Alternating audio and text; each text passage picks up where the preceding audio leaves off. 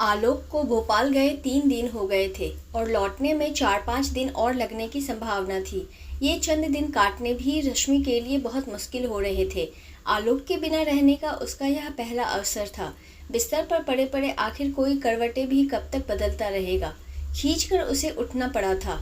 रश्मि ने घड़ी में समय देखा, 9 बज गए थे और सारा घर बिखरा पड़ा था। आलोक को इस तरह के बिखराव से बहुत चिढ़ थी। अगर वह होता तो रश्मि को डांटने के बजाय खुद ही सामान सलीके से रखना शुरू कर देता और उसे काम में लगे देखकर रश्मि सारा आलस्य भूलकर उठती और स्वयं भी काम में लग जाती। आलोक की याद आते ही रश्मि के गालों पर लालिमा छा गई। उसने उठकर घर को संवारना शुरू कर दिया। बिस्तर की चादर उठाए ही थी कि एक बंद लिफाफे पर रश्मि की नज़र टिक गई। हाथ में उठाकर उसे कुछ क्षणों तक देखती रही।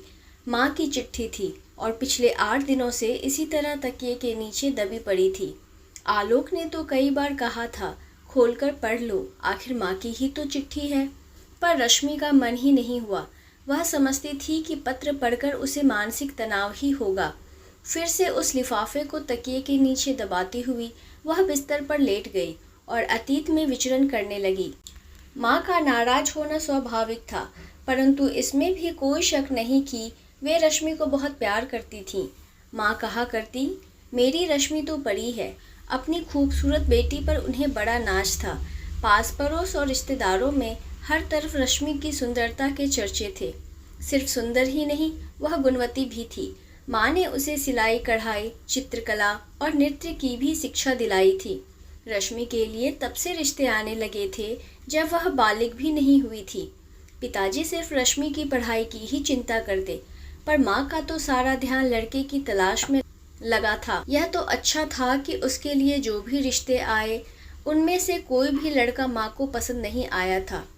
आस पड़ोस और रिश्तेदारों के सामने रश्मि की सुंदरता का बखान करते हुए माँ कहती, कुंवारी बेटी छाती पर बोझ होती है और वह अगर सुंदर होने के साथ साथ गुणी भी हो तो बोझ दोगुना हो जाता है। रश्मि के लिए योग्य वर ढूंढना बड़ा कठिन काम है। हम अकेले क्या कर लेंगे, आप भी ध्यान रखिएगा।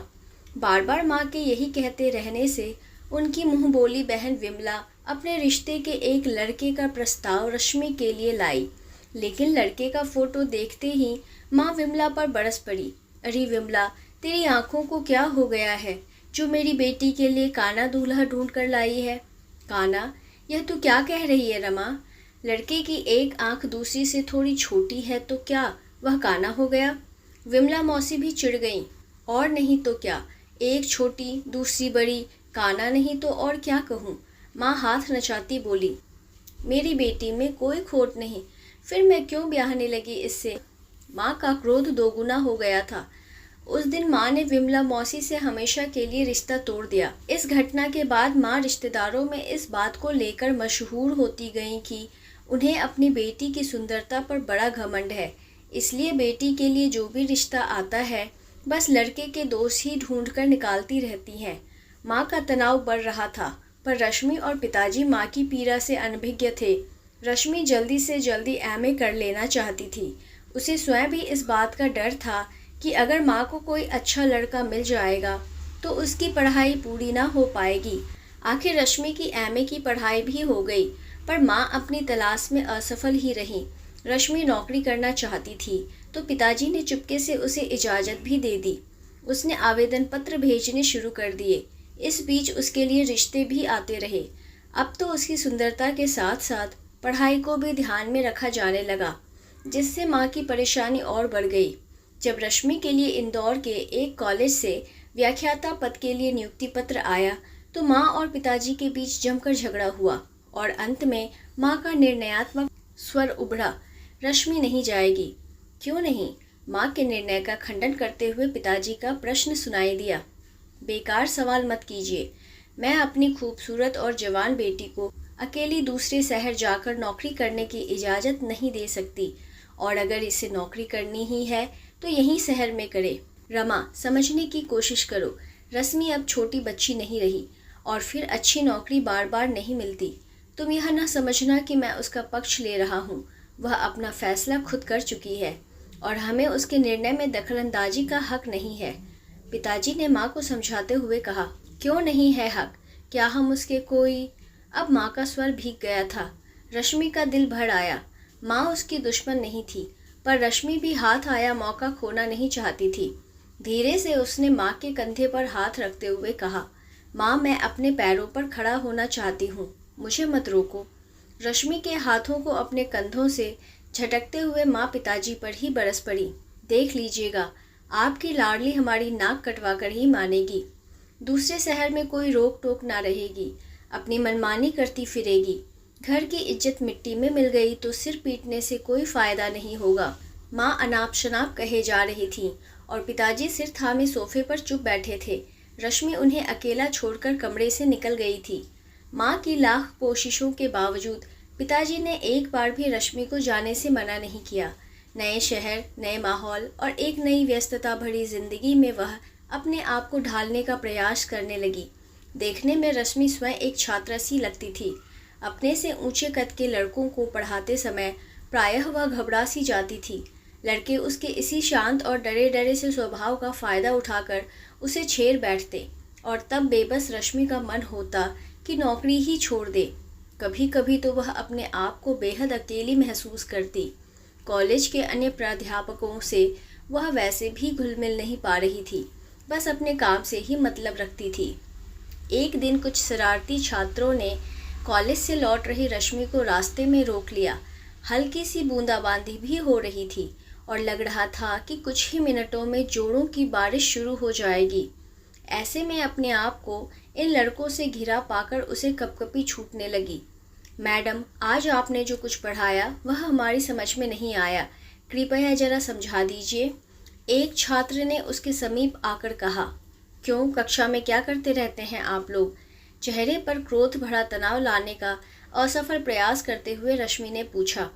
दरअसल मैडम, हम कोशिश तो करते हैं कि पढ़ाई में ध्यान दें, पर आप हैं ही इतने सुंदर कि पढ़ाई भूलकर बस आपको ही देखे चले जाते हैं, दूसरे छात्र ने कहा। और जैसे ही उसने अपना हाथ रश्मि के चेहरे की ओर बढ़ाया, एक मजबूत हाथ ने उसे रोक लिया। प्रोफेसर आलोक को पास पाकर रश्मि को तसल्ली हुई। कल सवेरे आप सब प्रिंसिपल साहब के कक्ष में मुझसे मिलिएगा। अब फूटिए यहाँ से। प्रोफेसर आलोक के धीमे किंतु आदेशात्मक स्वर से सभी छात्र वहाँ से खिसक गए। रश्मि चुपचाप आलोक के साथ चल पड़ी। वैसे रश्मि कई बार उनसे मिल चुकी थी, पर ज़्यादा बातचीत कभी नहीं हुई थी। कहाँ रहती हैं आप? आलोक ने चलते चलते पूछा। हॉस्टल में, रश्मि ने धीरे से कहा। पहले कहाँ थी? खंडवा में। फिर दोनों के बीच एक गहरी चुप्पी छा गई। वे चुपचाप चल रहे थे कि आलोक ने कहा, आप में अभी तक आत्मविश्वास नहीं आया है। आप पढ़ाते समय इतना ज़्यादा घबराती हैं कि छात्र छात्राओं पर गहरा प्रभाव नहीं छोड़ पाती। जी, मैं जानती हूँ, पर यह मेरा पहला अवसर है। कोई बात नहीं, प्रोफेसर आलोक मुस्कुरा दिए, पर अब यह कोशिश कीजिएगा कि आत्मविश्वास हमेशा बना रहे। वैसे उन छात्रों से मैं निपट लूँगा, अब वे आपको कभी परेशान नहीं करेंगे। रश्मि ने एक बार सिर उठाकर उन्हें देखा था। आकर्षक व्यक्तित्व वाले आलोक के सांवले चेहरे का सबसे बड़ा आकर्षण था उनकी लंबी नाक। रश्मि प्रभावित हुए बिना न रह सकी। उस रात रश्मि ढंग से सो भी न सकी। लड़कों की शरारत और आलोक की शराफत का ख्याल दिमाग में ऐसे कुलबुलाता रहा कि वह रात भर करवटें ही बदलती रही। उसे लगा कि वह आलोक की मदद को आजीवन भूल न सकेगी। दूसरे दिन रश्मि आलोक से मिली तो आलोक के चेहरे पर उस घटना की याद का जैसे कोई चिन्ह ही नहीं था। रश्मि के नमस्कार का जवाब देकर वे आगे बढ़ गए थे। धीरे धीरे रश्मि का आलोक के प्रति आकर्षण बढ़ता चला गया। आलोक ने कभी भी यह जताने की कोशिश नहीं की थी कि रश्मि की मदद करके उन्होंने कोई एहसान किया हो। रश्मि जब भी आलोक को देखती, अपलक उन्हें देखती रह जाती। उसे इस प्रकार अपनी ओर देखते हुए पाकर आलोक धीरे से मुस्कुरा देते और यही मुस्कुराहट एक तीर सी रश्मि के हृदय को भेद जाती। धीरे धीरे रश्मि का यह आकर्षण प्रेम बनकर फूटने लगा तो उसने निर्णय लिया कि वह आलोक के सामने विवाह का प्रस्ताव रखेगी। एक दिन रश्मि ने प्रोफेसर आलोक को दोपहर के खाने का आमंत्रण दे दिया। होटल में रश्मि आलोक के सामने यही सोचकर छेपी सी बैठी रही कि वह इस बात को कहेगी कैसे। सोचते सोचते वह परेशान सी हो गई। क्या बात है रश्मि? आलोक ने बातचीत में पहल की। तुम खामोश क्यों हो? रश्मि चुप रही। कुछ कहना चाहती हो? हाँ। क्या बात है? क्या फिर किसी ने परेशान किया?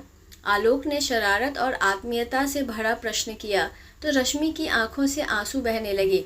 प्रेम की व्यवस्था और शर्म की खाई के बीच सिर्फ आंसुओं का ही सहारा था, जो शायद उसके प्रेम की गहराई को स्पष्ट कर पाते। वह धीरे से बोली, मैं आपसे प्रेम करती हूँ और शादी भी करना चाहती हूँ।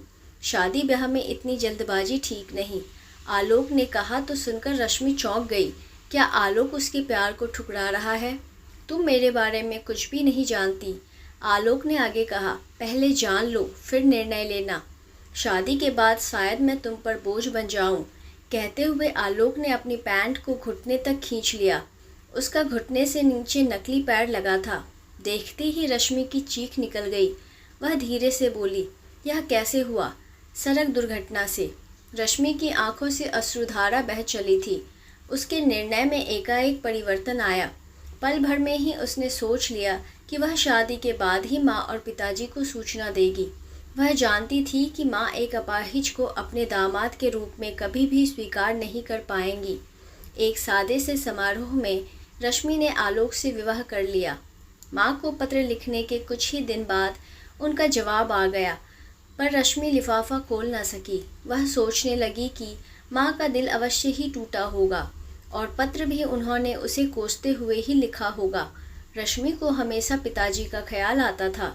माँ इस घटना के लिए पिताजी को ही जिम्मेदार ठहराती होंगी। पिताजी को भी शायद अब पछतावा ही होता होगा कि रश्मि को यहाँ क्यों भेजा। अभी वह यह सब सोच ही रही थी कि नौकरानी की आवाज़ सुनाई दी तो वह अतीत से निकलकर वर्तमान में आ गई। मालकिन, आपकी माताजी आई हैं। माँ, रश्मि चौंक गई। कब आई? अभी कुछ देर पहले, नहा रही हैं। रश्मि के मन में कई तरह के विचार आने लगे। न जाने वे क्या सोचकर आई हैं और आलोक के साथ कैसा व्यवहार करेंगी। अचानक उसे लिफाफे का ख्याल आया। दौड़ते हुए गई और तकिए के नीचे दबे लिफाफे को खोलकर पढ़ने लगी। बेटी रश्मि, नहीं जानती कि अगर तूने शादी के पहले मुझे यह बताया होता कि आलोक अपाहिज है तो मैं क्या निर्णय लेती, पर बाद में पता चला तो थोड़ी सी पीड़ा सिर्फ यह सोचकर हुई कि अपने हाथों से तुझे दुल्हन ना बना सकी। धीरे धीरे मैं यह महसूस करने लगी हूँ कि तूने गलत निर्णय नहीं लिया है, बल्कि अपने इस निर्णय से यह साबित कर दिया है कि तू अपनी माँ की तरह शारीरिक सुंदरता को महत्व देने वाली नहीं, वरन हृदय की सुंदरता को पहचानने वाली पारखी है। तेरे निर्णय पर मुझे नाज है। मैं तुझसे मिलने आ रही हूँ। तुम्हारी माँ। रश्मि को लगा कि मारे खुशी के वह पागल हो जाएगी। उसी तरह लिफाफे को तकिए के नीचे रखकर वह जोर से स्नानघर का दरवाज़ा पीटने लगी। जल्दी आओ ना माँ, तुम्हें देखने को आंखें तरस गई हैं। इतनी बड़ी हो गई है पर अभी बचपना नहीं गया। माँ का बुदबुदाता सा स्वर सुनाई दिया। रश्मि को लगा कि माँ जल्दी जल्दी से शरीर पर पानी डालने लगी हैं। आपको यह कहानी कैसी लगी हमें कमेंट कर ज़रूर बताएं। नई कहानी सुनने के लिए हमारे चैनल को सब्सक्राइब करना ना भूलें। मिलते हैं एक नई कहानी के साथ, तब तक धन्यवाद।